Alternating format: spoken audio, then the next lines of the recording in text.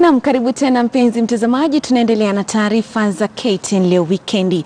Kizaazaa kimeshuhudiwa katika kanisa la Anglican mjini Kiambu, St. James, baada ya mwanamke mmoja kwa jina Mwangi kutaka kupata talaka kabla amewe mwingine anaitwa Agnes.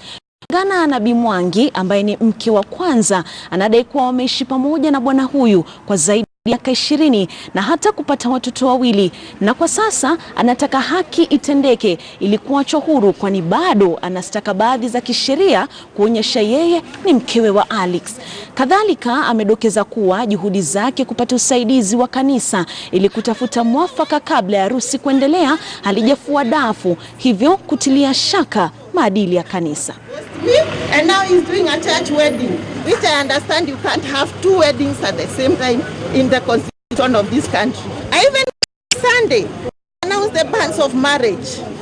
I stood up and I was called by the elders. They told me they are going to intervene. Is this the intervention? I'm demanding the man comes. If he's not, we are not done with him. He divorces me officially. He has left me the certificate saying that I'm his wife. So where am I today? Me and my children. We wedded in the magistrate chamber.